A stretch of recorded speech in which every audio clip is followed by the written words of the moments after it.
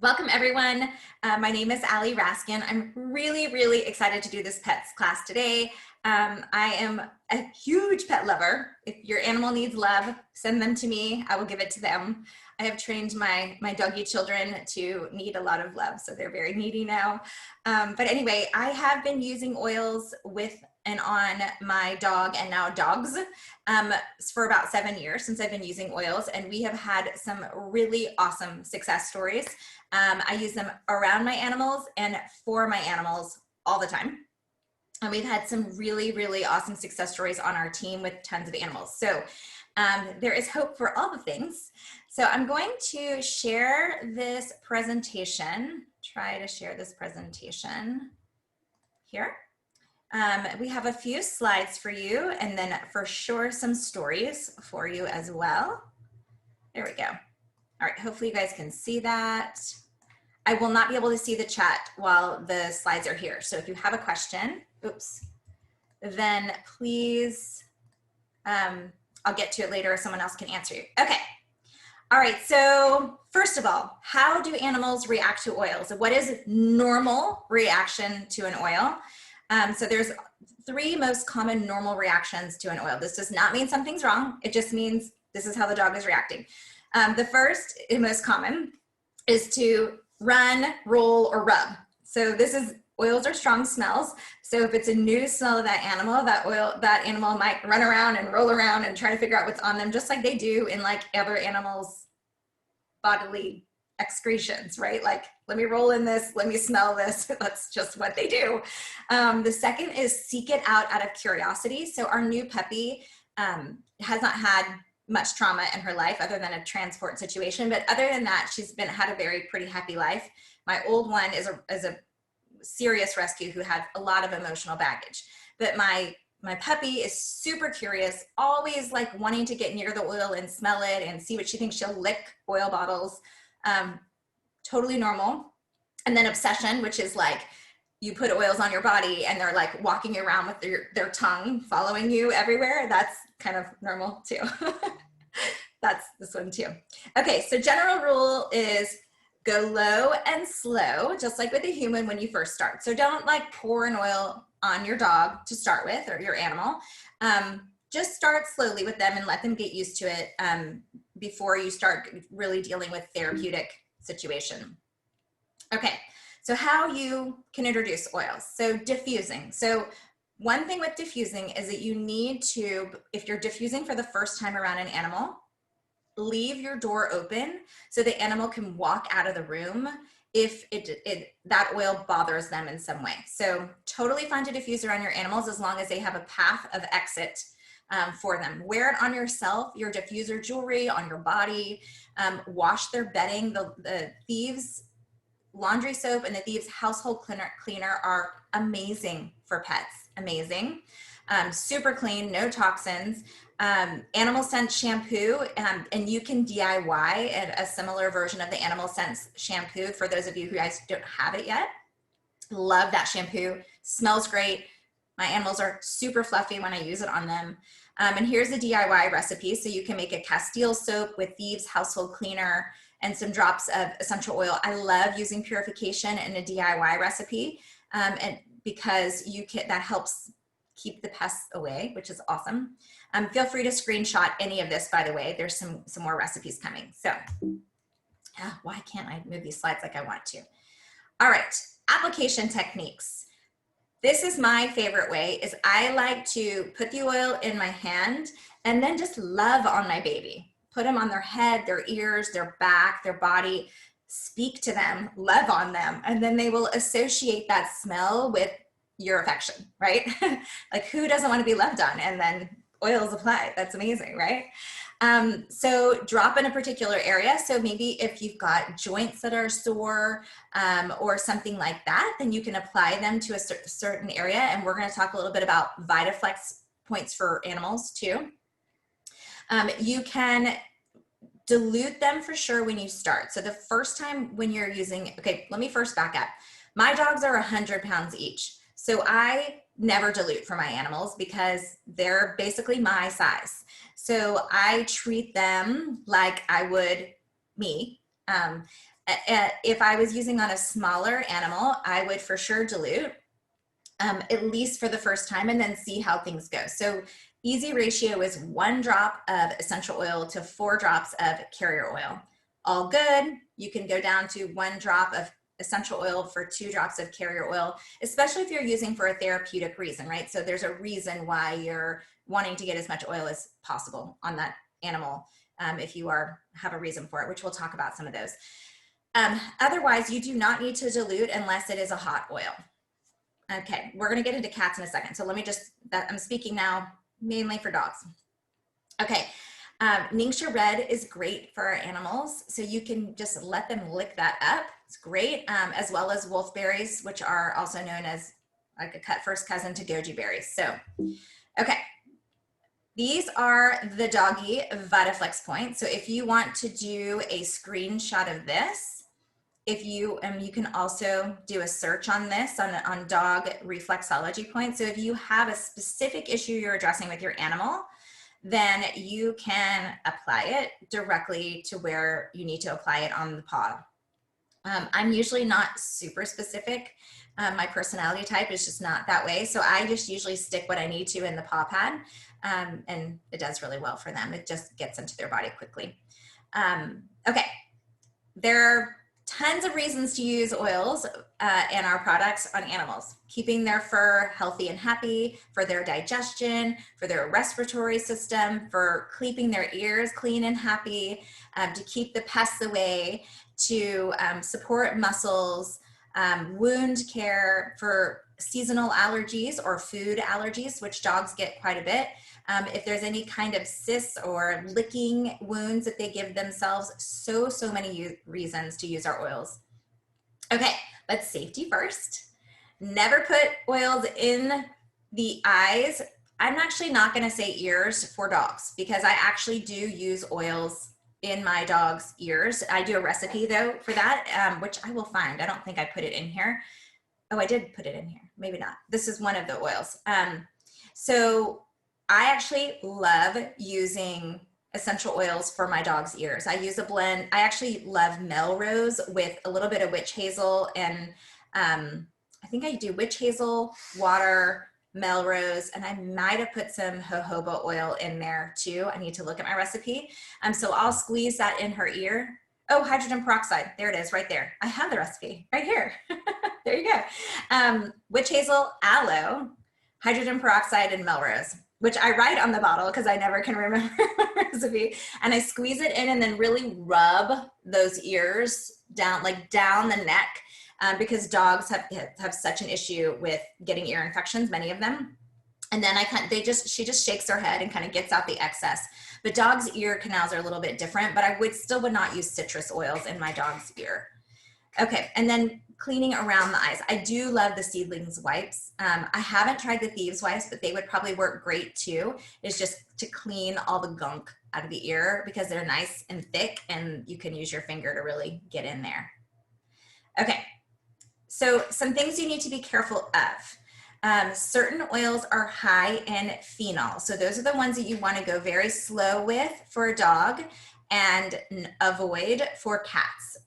So wintergreen, anise, clove, basil, tarragon, fennel, oregano, thyme, peppermint, tea tree, and ylang ylang. Now that being said, I've used Panaway on my dog, which has wintergreen in it. I've used tons of DiGi's with my dog, which has anise and tarragon and fennel in it.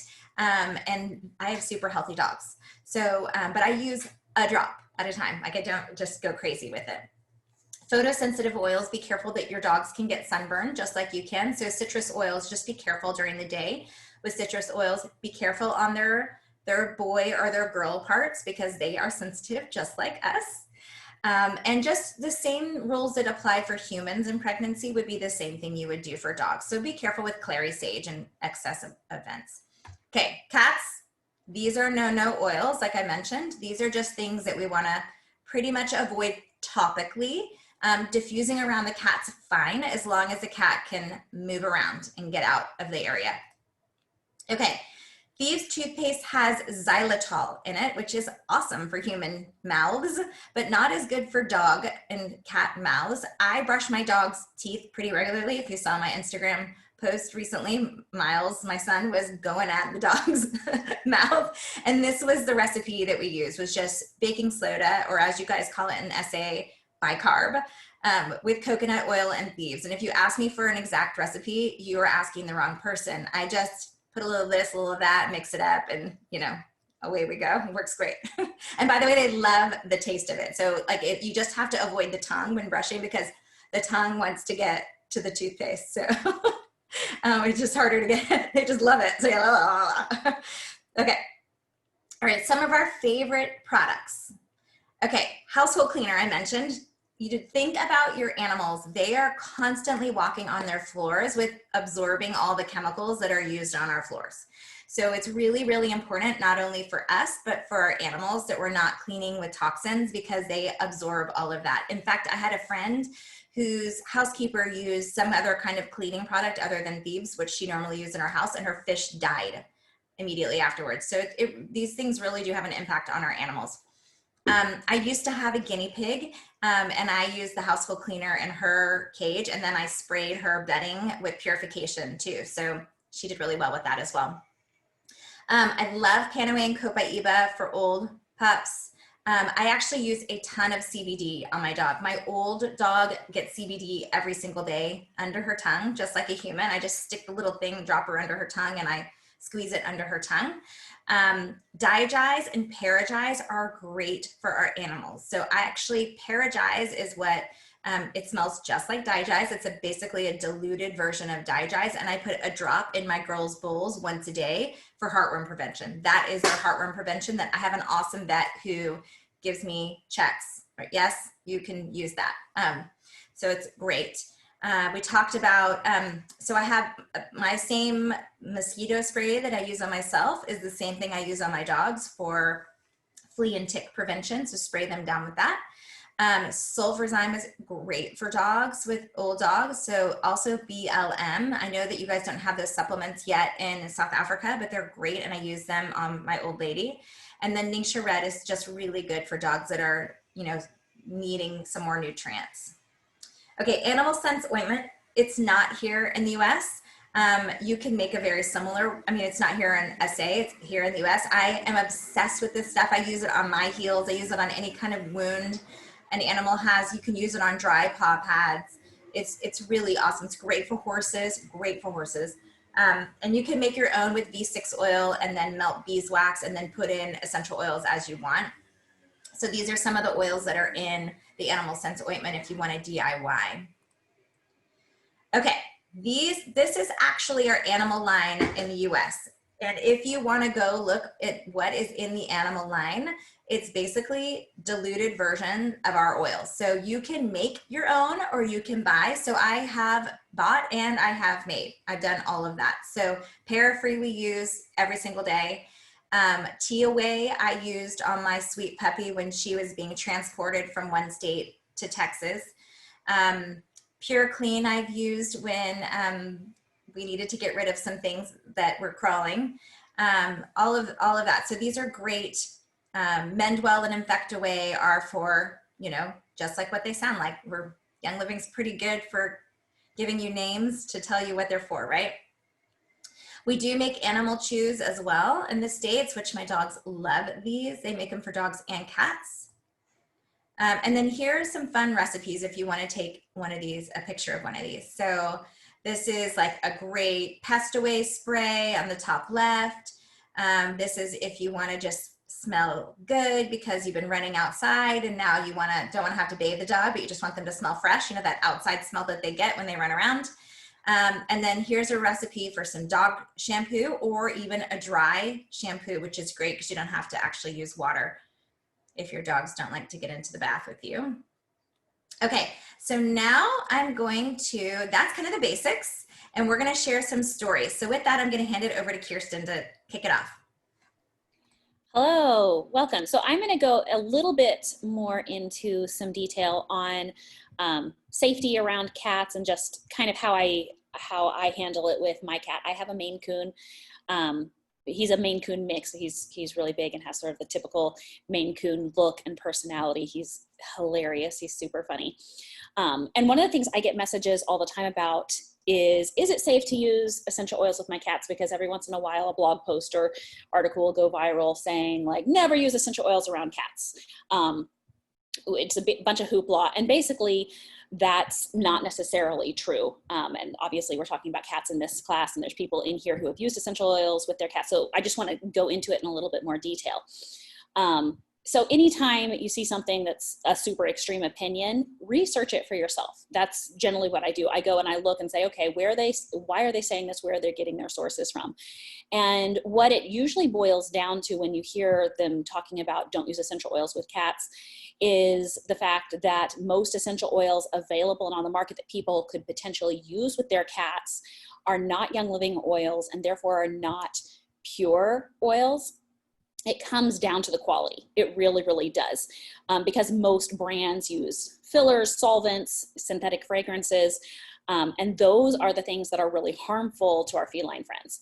So basically, if you're not using crap essential oils, then you're gonna be fine. And then of course, avoiding the ones that are high in phenols that Allie mentioned earlier. So that's the first thing. The other thing is that when it comes to cats and aromatherapy, cats are much smaller and their livers don't process essential oils as efficiently as dogs and humans do. And so basically they need everything to be diluted way, way more. And like Allie mentioned earlier, when you're first using essential oils around your pets, they need the option to leave the room. So there's some essential oils that they will really like. There's some that they won't like. It's very strong for them because they're much smaller than we are. And so when you're diffusing, you want them to always have the option to leave the room. They're very good at self-regulating. And so if an oil is too much for them, they'll leave. But they can't do that, obviously, if they're in like a crate or a carrier, or if they're in a small bedroom or bathroom or office with a diffuser going. So make sure if you're gonna have it going that they can get out if they need to. Don't lock them up in an enclosed space. But if they're choosing to be in the area where you're diffusing, awesome, let them. They know what they can handle. You know, some cats might react to certain essential oils and not others. So things like the eucalyptus, tea tree, citrus oils, and that doesn't mean you can't ever diffuse those around them. But again, make sure that they can leave. And if you have a small house or a small space, maybe use less of those particular oils. A sign that an essential oil might be too much for your kitty is if they're drooling. Cats systems, when cat systems get overwhelmed, sometimes that happens when they're given medication, or if they've ever had exposure to something that is just too much for their little systems, they will stop drooling. That means it's too much. If that was the case, then you would want to stop the diffuser or remove the cat from the room. My cat's never done that. I just know from reading up what holistic vets have to say that can be a sign to watch for. So just watch for that. Most likely won't happen, but you'll know what it means if it does. Some of my cat's favorites when we diffuse are frankincense, rose, geranium, valor, Idaho black spruce, gentle baby. You know, just like dogs and people, they have sort of their favorites that they are drawn to and are more likely to want to hang out with you or near the diffuser. When I was doing my research, most of them are saying don't apply essential oils directly to a cat's skin. When you are applying it, it has to be really, really diluted. And so in general, and this is my personal thing, I know some people apply more, so I'm not a vet, take my opinion as just that, as opinion. I don't apply essential oils directly to my cat in general, unless it's on the recommendation or supervision of a holistic vet. They have experience with essential oils to know exactly like how much you need to dilute for the size cat that you have, and then for the specific issue that you're addressing or trying to support. And then the holistic vets that I talked to also said that in general, ingestion for cats is not like dogs. You can actually give dogs a lot of the same supplements and or capsules with oils in it that you might humans, obviously in lesser doses. The holistic vets I talked to said in general, they don't usually give them essential oils by mouth.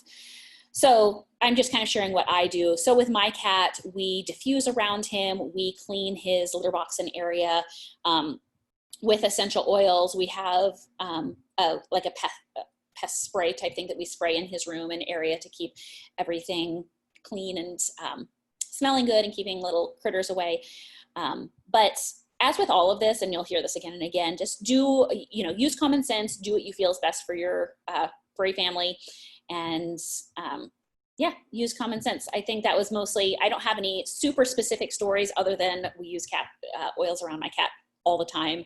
He likes them. If he doesn't, he'll leave, but most of them he likes. He hangs out with us and enjoys them. So yeah, I think that's all I've got. Thank you so much, Kirsten. I think Ashley has a pretty profound story though with her cat. I want to let you go next. Hi. So I have many cats. We live on a farm and we have cats and dogs, and they all live outside, but we do diffuse around them and use oils on them regularly as needed. But last week, about 5 o'clock in the morning, we heard our cats growling, but it wasn't too strange because we live on a farm. And so we didn't get up and go see what was going on. It wasn't that major of a noise, but we went outside about 7 that morning and saw that our cat had been bitten by a snake. And it was, we assume a rattlesnake because that's what we have most common around our house here in Texas, but we can't be 100% certain. And so we've had cats be bitten by snakes before, and within a few hours they had passed. I mean, there was really not a lot that we could have done. Like by the time that we had found them and they were already in the state that they were in. And that's pretty much how we found our cat, like on the brink of death. It looked like his face was incredibly swollen, almost unrecognizable. He had been bitten right here on his neck. And then so this eye was just profusely bleeding. It's really sad. I'm sorry if you have a weak stomach, but I'm just want you to get the picture of how amazing the oils were. He wasn't moving at all. He was tense and just involuntarily shaking. He couldn't walk. If we even tried to get near him, he was just flinching in pain. And we really didn't think that there was anything that we could do for him. So being on a farm, we thought we needed to go ahead and just put him down because he seemed just like there was nothing else we could do. But it is my daughter's absolute cat, and she was so upset, and she begged us to please, if there's anything that we can do, can we do it? And so a couple of weeks ago, I had seen someone in our area get bit by a snake. And so I had actually looked up oils for snake bites just so I would kind of have a reference if that ever happened. Because like I said, we see them out at our house frequently.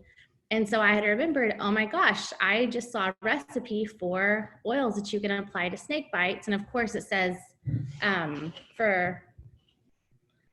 it's not going to cure the problem, but until you can get attention from a medical doctor, you can start doing this. And so I thought, well, I mean, it's worth a try, right? Anything to at least attempt to save the cat that I really never thought would be healed at all. And so I made the recipe that was for the snake bites, and you can find it in your pocket reference if you just look up snake bite. And so I put all of the oils that I had into a little jar, and then I diluted them about 50% oil, 50% carrier oil, and it said to apply every 15 minutes. And so we started applying the oil to the cat, who honestly at that time couldn't move. He was completely pretty much paralyzed. So we started applying it here, and it said apply every 15 minutes. So we applied the oils, we set a timer, and every 15 minutes we came back and rubbed it on. And after a couple of hours, he could move, and he was like kind of stretching out, and we were thinking, maybe it's working, we don't know, but we continue to try. By this point, any of our other cats had already passed, so we thought that was at least a good sign. So about 5 o'clock that evening, our cat, his swelling had lessened, and he was up walking around, which was absolutely amazing. His eye wasn't bleeding anymore. He was up moving, and he wasn't moving a lot. He was just moving like, to get more comfortable, something like that. But by 7 p.m. that night, he was up walking around and drinking. And at that point, we were like, okay, like our cat he might be okay, but we still didn't want to get our hopes up. But we continued to do that throughout the night. By about 9 o'clock when we went to bed, he was up walking around. He had eaten and drank. I was giving him Ninja Red at that point also, and doing the oils too. And so throughout the night, we continued to apply them every few hours. And then by the next morning, he was still lethargic and still not quite back to himself, but a complete turnaround. I wish I could show you all the photos because we kind of documented it. And it went from his face being massive to, by that morning, him looking like normal. And now he's completely fine. He has had no problems since, no issues. The swelling is gone, his bite has healed, and he is a healthy cat. That's amazing. So much for don't apply oils to cats, huh? Right? Well, I mean, I know it sounds really bad, but we thought if he's looking like he's going to pass anyway, I know that sounds really cold-hearted, but we might as well try, right? And so that was kind of our approach of, it can't get any worse, I don't think. Right? So, Amazing. Amazing. And so I'd love for you to share in the chat what oils you used. That would be great for people to see. Thank you so much for sharing that story. It's amazing. Amazing story. Okay. If I hadn't seen it, I wouldn't believe it. Right? Right? I say that all was amazing. Like, I've used oils for 6 years and I've seen them do great things, but that was probably the most amazing thing I'd ever seen them do. Amazing. It's amazing. Thank you so much, Ashley. Okay, Shelly has cats, dogs, chinchilla. What I miss, Shelly? You've got several pets, so please share. Hi, everyone. I was listening to what Kirsten had to say about cats because I also had a whole lot of information that I was going to chat to you about cats, but Kirsten covered most of it. And I just want to reiterate how important it is to dilute for cats because they have very sensitive skins, they've got sensitive body systems, and the chemicals and toxins that we have around our home and some oils tend to gather inside their livers, and eventually their liver can't actually process the chemicals and toxins that are coming in, which is why it's so important to dilute your essential oils around your animals. I've got 2 cats. I have a stray and I have a chinchilla. My chinchilla is a very fussy, temperamental, moody cat. She loves her own space. She likes to be, if it's just me in the room, she'll come to the room. If it's just my husband, she'll come to the room. So I've been diluting peace and calming because they say that you should dilute your peace and calming 50-to-1 ratio, and 50 is the carrier oil and 1 is the peace and calming. Rub it on your hands and just rub from her ears down to her tailbone. And she seems to be coming out of her shell more. I mean, it's a long process. I think it's been years of torment from my other cat we found outside our holiday home. I called him the Bacardi cat because he looked exactly like the cat from Bacardi, the advert. He was gorgeous, but he terrorized my poor Holly. He would chase her into the corners and really this little thing would sit up in the end. And I think that's why she is the way she is. She's been really traumatized. So on my research, which I am busy doing, is I like to diffuse joy around the house because joy is amazing to help with children, with cats that have gone through some emotional trauma and they can't seem to shift past it. So it's exceptionally good for animals or cats, dogs, any animal that has lost a companion, that has lost their owner or has moved home. It just helps to settle them. So I've been diffusing my joy around the house for her to feel safer and calmer. And she's been coming out of her holes a lot more and being more present and around the house, which is like, it's beautiful for us. And she actually lets us touch her. So that's my story with Holly.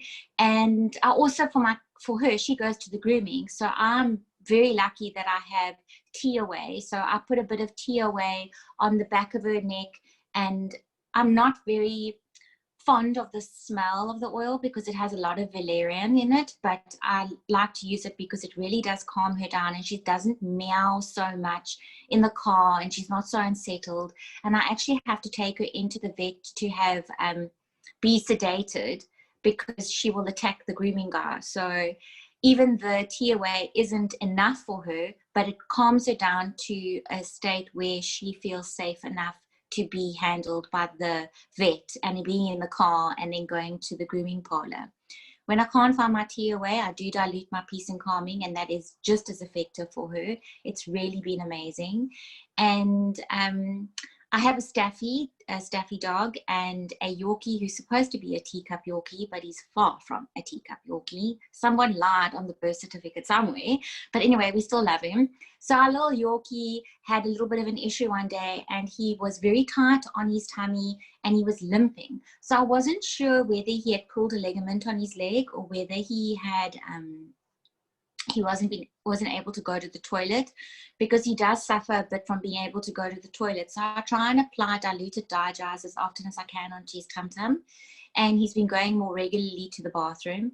And I applied Panaway and Digest that same day that he was battling to walk.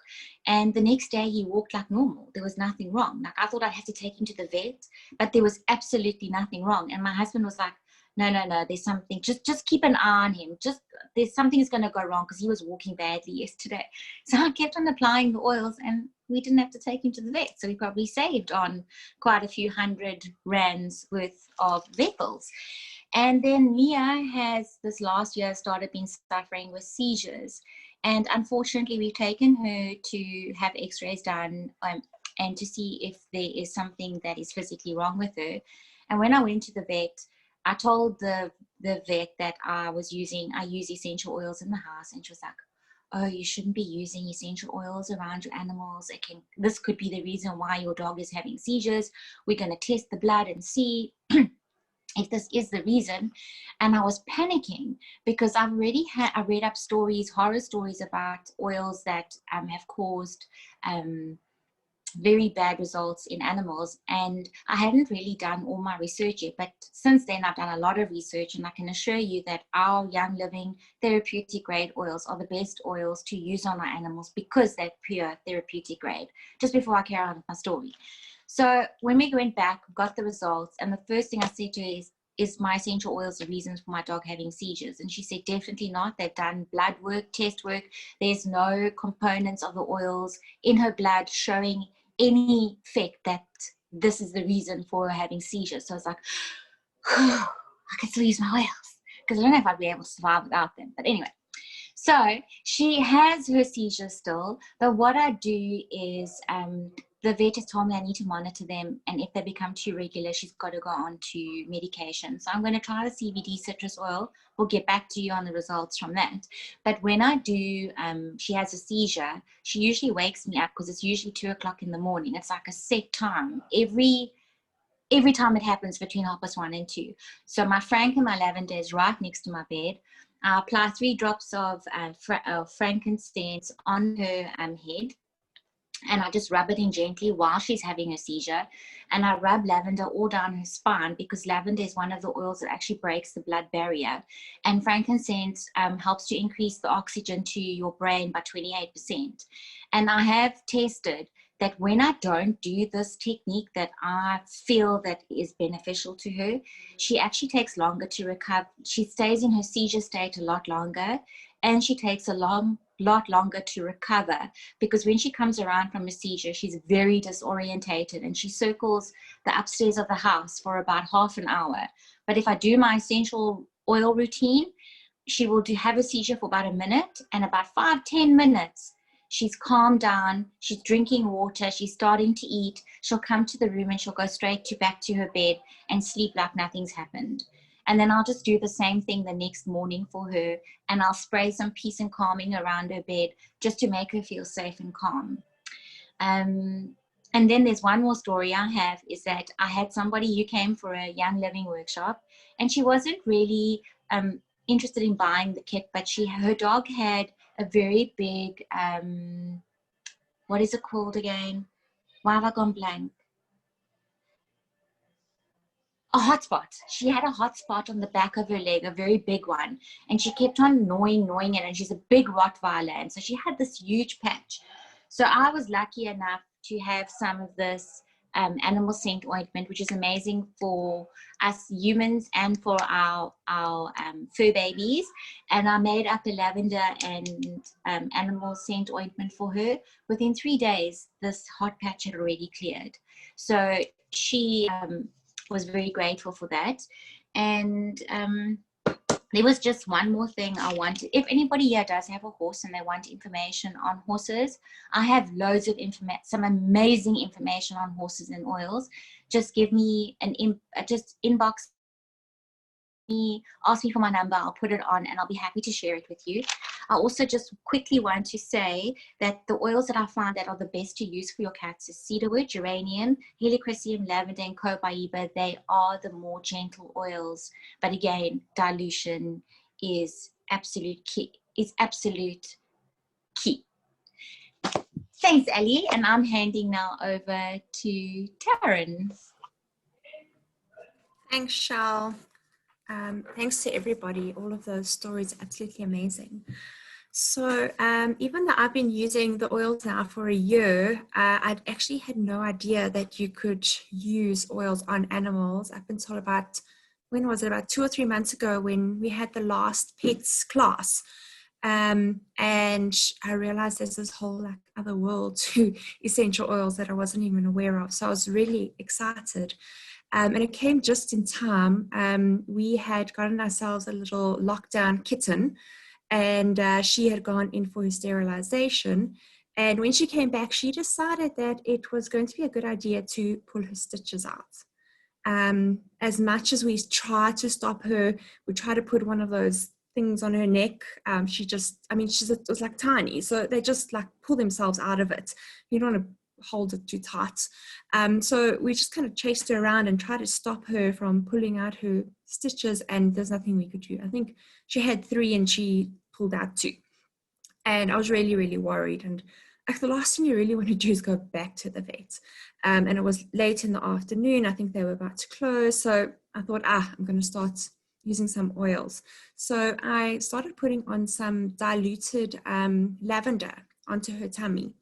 Just one drop. So I made like a little diluted solution. I put 1 drop on. I thought, even if it's not going to work, hopefully like just kind of the smell of something is going to keep her away from like gnawing at it or taking out the other stitch or anything like that.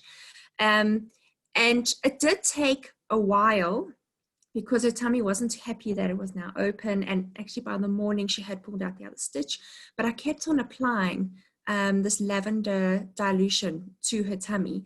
And at first it got worse, but then all of a sudden, overnight, it had just closed up and healed all by itself. And I was absolutely amazed because I really thought, we're going to have to go back to the vet. We're going to have to get stitched up again. We're going to have to, watch her, they'll then put one of those collars on her. I just thought, what a mission. And I was so excited that this worked for her. And I had remembered that, you got to be so careful with cats, and she was so small and I was really nervous, but it worked, which is really exciting. And then the same little kitty, I was actually trying to hold her now to show you, but she's just too busy this evening. She's like, I don't have time for this, Mom. I'm going off to play. So she's ginger and white. So her face is white and then the rest is ginger. So I think she's quite sort of prone to things with her nose and her eyes. Like she's got a little bit of like watery eyes and that kind of thing. And about a month ago when we went into spring and there was lots of wind, we still are battling with the pollen, and just as humans we're battling with our sinuses and all of that. And I noticed that her eyes were watering a lot more, and they were like puffy, and she was like walking around these little squint eyes. And I was like, can it actually be that the cat is allergic to the pollen? I've never seen it before, but it's the only thing that made sense. And after a few days, I thought, no, shame, I've got to do something for her. So I thought, well, I'm going to try lavender on her again because that's what we use as like an antihistamine. So again, made my little dilution and I just put a few drops on her head. And I'm telling you, within a few hours, it had all disappeared. Her eyes were open. The weeping had stopped. It was just like you or I had taken the lavender and put it on our nose or put it under our tongue or something. And it was gone. And that totally blew me away. So this little thing, I think I'm going to change the name from Lily to Lavender, because Lavender's kind of saving her like all the time now. And then the last story that I want to share with you is a story about one of our dogs. So we have quite a few and we've had them for a while and they're all getting on now. And one of our oldest is our Dashi, and she is 15 years old this year. And she's very old and gray, but she's just the sweetest little thing. And she woke up one day with a big abscess inside her mouth. And I thought, let's see how it goes. And the next day it was even worse. So I rushed off to the vet because I got a huge fright. And they did have to operate and remove the tooth and one other that wasn't so happy. And she came back and they did do tests before they put her under anesthetic to check that she would be okay to go under anesthetic. And they said it was going to be fine. And she came back and we nursed her back to health. And I used a few oils to help her through the process. And she was really like coming around so well. And we were so excited. And then all of a sudden, about 5 days later, she just took a very quick turn for the worst. And I was like, gosh, just when I thought we were fine, it was really bad. Her back legs started to give in. She would stand on our tiles and her back legs would just go straight out. She couldn't stand. She couldn't hold herself up. We'd have to take her outside, let her go to the toilet, bring her inside. She stopped eating. She just kind of looked like she's done. Like, I'm tired now and it's time to go. And it was a Friday and we were all sort of preparing for the worst. And I wanted to take her to the vet the whole day. And it was one of those days at work where everything just exploded. And I was just on the phone nonstop. And I kept on thinking, I need to take Daisy to the vet because she was literally just like lying there the whole day. She wouldn't move. She wouldn't do anything. And then eventually I thought, no, bugger this. I'm going to wait for my husband to come home. He can take her to the vet. I'm not dealing with this. It's too sad because I really think we're going to have to say goodbye. And then eventually he came home and it was quite late and he got her to eat a little bit. And he was like, okay, she's eaten a little bit. We're not going to do anything with her. I was like, oh, now we're going to go through the weekend like this. I thought, you know what? I've got absolutely nothing to lose. She's like, I'm ready to take her and say goodbye. And I took frankincense. I thought, I've got nothing to lose. I'm going to give her some frankincense. And I literally just dropped it straight onto the bottom of her spine and a drop on each of her hips. And then I put a drop on the top of her head and I put a little bit of carrier oil on her head because I thought this is, it's like right onto the skin. So I put some carrier oil with it. But I thought, you know what, at the bottom, there's still some fur. It's still got to go through the fur to get down there. And I was like, good night, baby. Let's see how you're doing in the morning. And in the morning, it was Saturday, I was sleeping in a bit. My daughter came to me and she's like, Mom, where's Daisy? And I got the biggest fright because I'd had a horrible dream the night before that something had happened to her. And we jumped out of bed and we were running around looking for her. And she was walking around the garden. Like, she was perfectly back to her old self. I was absolutely flabbergasted, just with a few drops of frankincense. She just turned around. So we've definitely changed her name to Frankie. Like, we walk around the house joking, like, here comes Frankie. She's looking for her frankincense, So every now and again, I give her a few drops just to kind of keep her going. And again, I'm shocked that a few drops of frankincense versus we were about to take her to the vet and say goodbye. So if that can help anybody, I really hope that it does. And I'm going to hand back to Ellie. Thank you. Thank you so much, Taryn. There's so many amazing stories. I had a few stories I want to tell you guys. I have been using them for a while on my animals. I saw that there was a message specifically about liver. So I'm going to tell my liver story with my old lady, Bonnie. Actually, here, let me see if I can show you. That's Bonnie right there. And that's Callie right there. So those are my babies. And Bonnie was started to act really funny. This is several years ago now. So Bonnie was much younger then. And this was, I can't remember, but I was actually at a young living retreat at one of the farms when I got a call with the test results for my dog. So before I left, I took her to the vet because she was just off. She wasn't sleeping in the bedroom with us. She just seemed kind of off. Well, it ended up that I give her frozen green beans as a treat every day as a snack. And the frozen organic green beans that this dog got every day had been recalled for listeria, which apparently causes liver failure. And so basically I had lovingly given my dog liver failure. And so I took, that's what the phone call that I got while I was actually at the farm from the vet, was that my dog was going through liver failure, and I happened to be around lots of oilers, right? And so I start asking around, hey, what would you guys do? What would you guys do? And so I had my family start applying Juvaflex, which is a blend for the liver, and helichrysum to, I think it was her left back paw pad and over her liver. And within about 3 days, she started acting completely normal again, but we continued on this path for, off and on for the next few weeks. And then I took her in actually she needed to have her teeth cleaned. And they obviously wanted to do testing on her before they put her under to do her teeth cleaning. And I got a phone call saying, she's good to go. We're going to go ahead and do the teeth cleaning, come pick her up later. When I come to get her, the vet tech said, you can't leave yet. Hold on. The vet wants to see you before you leave. He asked to be pulled to see you before you leave. I was like, okay. So Dr. E comes out and he grabs my hands and he says, Allie, your dog's liver is not better. Your dog's liver is perfect. I have never seen a recovery. I thought we were going to need to put her on meds and that she would be on meds for the rest of her life, because that's what you have to do with liver conditions. And literally in maybe 10 or 15 applications of straight up Juvaflex and helichrysum, that dog's liver had completely recovered. So that is my liver hope story for, I think it was Lynn. Was it Lynn?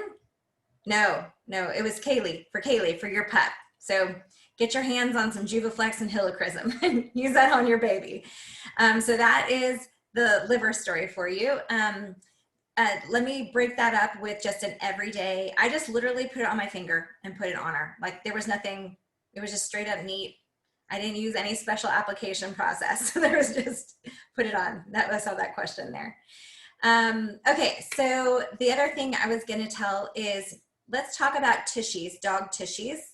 If your dog is scooting all around, you know what I'm talking about? If you've seen your dog drag their hiney on the carpet, or the grass, right? So that usually means that their anal glands they're like congested. And so when you take them to the vet, they express is what they call it, express the anal glands, which means they just squeeze them and they get the stuff out of the anal glands that are just making them do that, because the dog is trying to do that naturally. So I happened to look up a remedy for that, and I don't even know where. I saw it years ago.